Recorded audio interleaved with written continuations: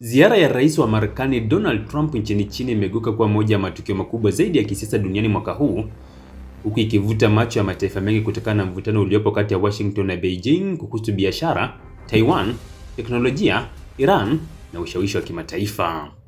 Rais Trump aliwasili Beijing tarehe 13 Mei mwaka huu kwa ziara rasmi ya kiserikali na kupokelewa kwa gwaride kubwa la kijeshi pamoja na mapokezi ya kifahari yaliyoandaliwa na rais wa China Xi Jinping. Katika mkutano wao mkubwa uliofanyika ndani ya Great Hall of the People mjini Beijing, viongozi hawa wawili walijadili kwa kina masuala nyeti yanayoathiri uhusiano wa Marekani pamoja na China. Miongoni mwa masuala yaliyopewa uzito mkubwa ni vita vya biashara kati ya mataifa hayo mawili, hali ya Taiwan, vita vya Iran pamoja na teknolojia ya akili mnemba yani AI. China imeonekana kutumia ziara hiyo kama nafasi ya kuonyesha nguvu zake za kidiplomasia na kiuchumi duniani. Rais Xi Jinping alisisitiza kuwa China na Marekani zinapaswa kujenga uhusiano wa kimkakati wenye utulivu, lakini akaonya wazi kwamba suala la Taiwan linaweza kusababisha mgongano au hata vita iwapo Marekani itaendelea kuunga mkono harakati za kujitenga kwa Taiwan. Kauli hiyo imechukuliwa kama onyo kali zaidi kutoka Beijing katika miezi ya hivi karibuni. Kwa upande wake, Trump ameonekana kujaribu kupata ushindi wa kiuchumi kupitia mazungumzo hayo. Marekani inataka China iondoe baadhi ya vizuizi vya kibiashara, kuongeza ununuzi wa mafuta ya Marekani pamoja na kuruhusu kampuni za Marekani kupata nafasi kubwa zaidi katika soko la China.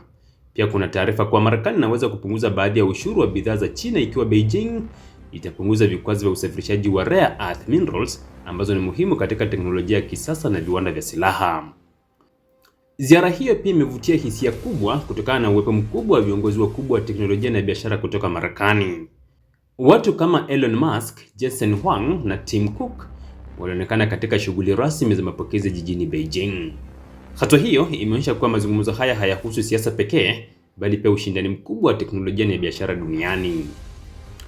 Wachambuzi wa siasa za kimataifa wanaamini kuwa moja ya sababu kubwa za Trump kwenda China sasa hivi ni hali ya uchumi wa Marekani pamoja na mgogoro unaoendelea Mashariki ya Kati. Marekani inahitaji ushirikiano wa China katika kuhakikisha bei ya mafuta duniani haipandi zaidi kutokana na vita vinavyohusisha Iran na washirika wake Mashariki ya Kati. China ni mnunuzi mkubwa wa mafuta ya Iran, hivyo Washington inaamini kuwa Beijing inaweza kusaidia kupunguza mvutano huo. Pamoja na mazungumzo hayo, hali ya tahadhari bado ipo. Marekani na China bado zina tofauti kubwa kuhusu Taiwan, teknolojia ya AI, vikwazo dhidi ya kampuni za China pamoja na uwepo wa jeshi la Marekani katika bahari ya kusini mwa China. Ingawa viongozi hao wameonyesha urafiki mbele ya kamera, wataalamu wengi wanaamini kuwa ushindano wa mataifa hayo mawili utaendelea kwa miaka mingi ijayo. Picha na video kutoka Beijing yameonyesha Trump akipewa mapokezi makubwa yenye zulia jekundu, gwaride la kijeshi, salamu za mizinga 21 pamoja na karamu maalum ya kitaifa. Pia Trump na Xi walitembelea maeneo ya kihistoria kama Temple of Heaven, hatua iliyotafsiriwa kama ishara ya kuonyesha ukaribu wa kidiplomasia licha ya mvutano uliopo. Ziara hii sasa inaonekana kuwa hatua muhimu katika kuamua mwelekeo mpya wa uhusiano kati ya mataifa hayo mawili, mataifa yenye nguvu kubwa zaidi kiuchumi duniani. Dunia nzima inaendelea kufuatilia ikiwa mazungumzo haya yatazalisha makubaliano ya kudumu au yataishia kuongeza ushindani mpya wa kiuchumi na kijeshi kati ya Washington pamoja na Beijing.